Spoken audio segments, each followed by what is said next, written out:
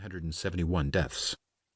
With spread intensifying, especially in Italy and Iran, the WHO declared COVID-19 a pandemic on 11 March 2020, and with it, countries around the world began to enact stay-at-home orders and encourage social distancing. Within days, workplaces were turned upside down. Non-essential workers and consumers alike were told to stay at home, placing incredible pressure on small businesses to remain financially solvent. Many businesses were unable or unwilling to fully adopt to online-only or curbside pickup, deciding instead to shutter and lay off workers. By the middle of April, unemployment in the United States surged beyond 20 million. In comparison, the Great Recession of 2008 recorded job losses of 8.7 million. Even big businesses cut pay, furloughed workers, or closed operations to stymie financial losses. Beyond differences between industries or business size, the pandemic's effects on employees are disproportionate. According to the Bureau of Labor Statistics, more than half of information workers, for example, IT professionals, consultants, or middle management, can work from home, but only 1 in 20 service workers can do the same. Workers who make cars, cook food, or clean hospitals depend on a defined workplace and therefore are not eligible for remote working. Bubbling below the surface is a socioeconomic disparity, with these jobs held predominantly by people of color or those without college degrees. Heidi Shearholtz from the Economic Policy Institute, as quoted by the Washington Post, states, "A lot of people who have highly paid white-collar jobs that are computer-focused can adjust to this crisis without a lot of pain. And then there's a much larger group that can't adjust without a lot of pain to themselves and their families."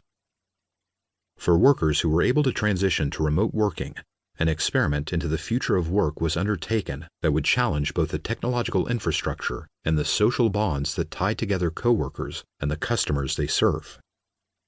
Such a major transformation would be unthinkable just 15 years ago, as pointed out by Rory Cullen-Jones of the BBC. In 2005, YouTube, Facebook, and Twitter were in their infancy, while the iPhone was 2 years from commercial launch. Online shopping accounted for only 3% of purchases, while video chat was a novelty, relying on high-end equipment that was out of reach in the mainstream. Even if the applications existed, stable and fast internet was another matter, with only a fraction of households connected to broadband service. For example, approximately 8 million households in the United Kingdom had a broadband connection that reached speeds of 10 megabytes per second, while another 7 million people were reliant on dial-up connections. Broadband speeds today are on average 5 times faster, making the possibility of wide-scale video conferencing a reality. During the COVID-19 pandemic, an estimated 30% of the workforce found themselves squirreled away in makeshift home offices. A few weeks prior to the pandemic, these home offices could have been laundry rooms or attic spaces, but they were converted quickly to become the locus of household economic activity. Tethered to their computers and mobile phones, the need for collaboration exploded as employees navigated how best to work remotely and simultaneously deal with the economic meltdown caused by the pandemic.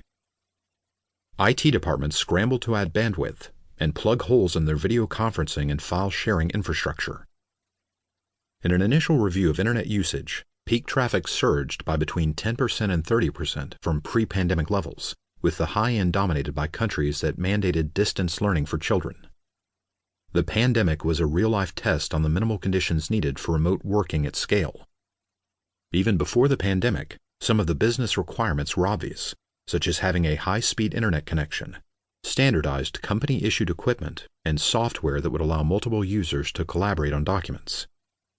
Other requirements appeared only after the pandemic was underway and when systems were put under stress, such as security holes in video conferencing technology or failures of virtual private networks to handle the increased user load.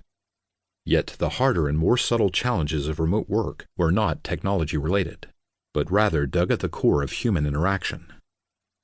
Interacting with coworkers and customers virtually, even with the best technology, does not replicate the improvisational nature of face-to-face contact.